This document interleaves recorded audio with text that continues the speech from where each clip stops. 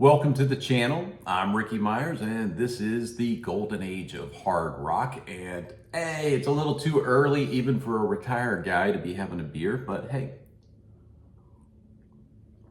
coffee in my Abbey Road Studios cup, which I picked up in London last year. And if you ever get a chance to go to London, you got to go over to Abbey Road. Take your picture out in the street, crossing the street like the Beatles. And just really cool stuff if you're a fan of music to go and take the tour at Abbey Road. Anyway, I thought I would try something new today, end of the month, and call it maybe hard rock, heavy metal monthly haul. You know, all the stuff that came into my house and into my collection in the past month, the month of May. Records, CDs, DVDs, magazines, books, what else? Programs, you know, whatever it is that I managed to pick up during the month. And I should say, I'm always thankful when you guys send me stuff. It's like Christmas, you know, I get a package, don't know what it is, and I know some of you like your privacy, but I want to say thank you anyway. So let's start off by saying that I am primarily a CD collector. That's the main way that I listen to my music. You know, if I'm in my office upstairs, then it's either CD playing or I'm streaming something off of my computer. And if I'm in one of my cars, it's the same thing. I mean, it's either a CD that's playing or I'm streaming Apple Music through my stereo.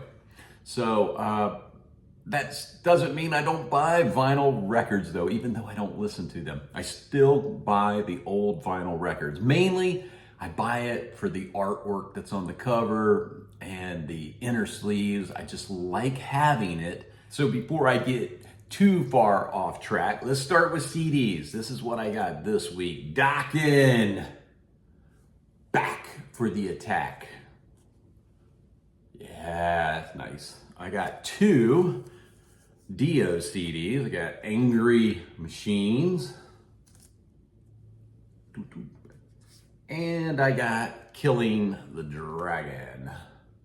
Hopefully these are not glaring and I'm bending them too much.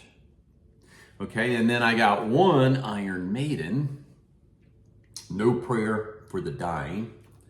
And I know a lot of people, you know, checked out.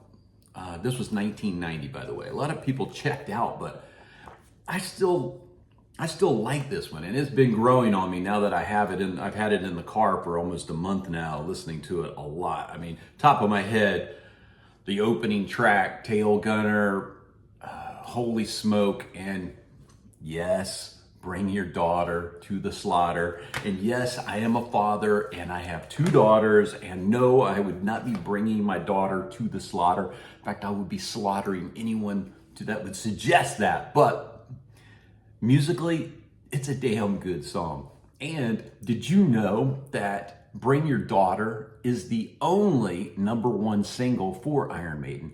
You guys in the UK, you really ate that album up. You made the single #1, and you made the album #2 for Iron Maiden.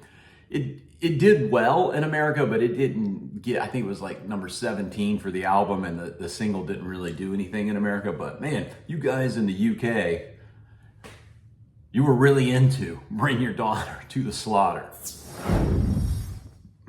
Okay, for vinyl, picked up Alice Cooper, Love It to Death. Yeah, look at those guys, man. That's the band Alice Cooper there. And the inside of this is pretty cool too. You got the old Alice eyes. You've seen this pick. I love that. He's used that on a lot for concerts. The inner sleeve, that was nothing special, just a paper sleeve. Well, that was 1971. And then picked up this one here. There'll be some fans out there who remember ALDO NOVA and like ALDO NOVA. I think this was 1983, I think. Could have been 84, I guess. Anyway, and the inner sleeve for this had, on one side, has a little drawing type or photography drawing, whatever, of Aldo, and then on the back you get the lyrics to all of the songs. So these were nice. And like, I don't buy new stuff because I don't, like I said, I don't actually listen to this. Both of my daughters have systems and they collect vinyl. I just do it for the artwork. So for all I know, these damn things won't even play one day if I ever try to play them, because I'm not paying very much for these used records. Like I say, just picking them up for the artwork. And it's the same thing for 45 singles. And here you go, back from 1980, Whitesnake, Fool for Your Loving, front, back. And that came off of Ready and Willing, I believe. And then Love Ain't No Stranger, also Whitesnake. And that came off of 1984's Slide It In. From 1986, I had picked up Triumph off of Sport of Kings. It's the song Just One Night. And then I picked up, this was also in Richmond, my visit there. I picked up 2 Iron Maiden 45s, one for Running Free off of the debut album, and off of 1983's Peace of Mind, I have Flight of Icarus. Man, who does not love Derek Riggs' artwork? Man, these things are, I love them. Can't get enough of them. Next up, DVDs. I picked up 2 of them this month. Triumph documentary, Rock and Roll Machine. Very good. If you haven't seen it, yeah, go out and watch it wherever you can. It's on different streaming services. You don't have to buy this stuff.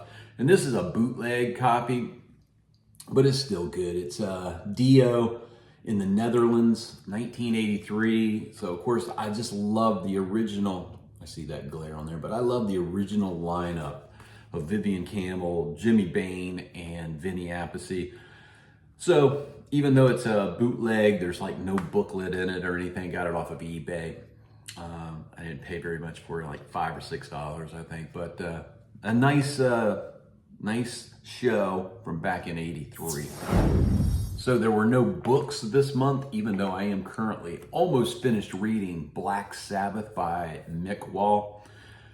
That's a revealing book. But anyway, no books, but hey, when the channel was suspended, I got this issue of Hit Prater from Mark Webber, and I just want to send him a Golden Age of Hard Rock thank you. Thank you, Mark, for this magazine, because I did recently I took a picture of this, and I recently used it on one of the Iron Maiden and Judas Priest posts.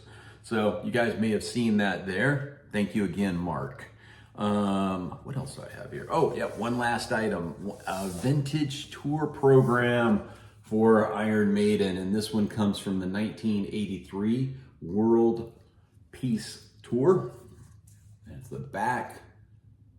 And yeah, man, a lot of information in this one too. Not just photos, but quite a bit of text for me to dive into.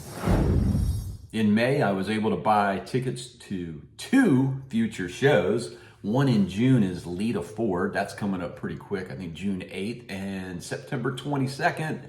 Tickets to see KK's Priest and Accept. And I'm really looking forward to that one. I don't know if you guys have listened to the 2 KK Priest albums or the last 2 Accept albums, but man, those things are good.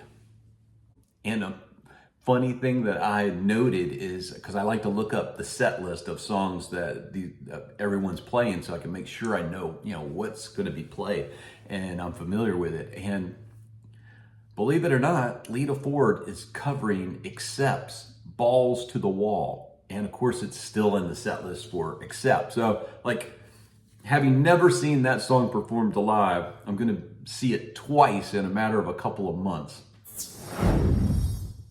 Well, that is it for this month for swag that came into the collection. And until next time, keep rocking.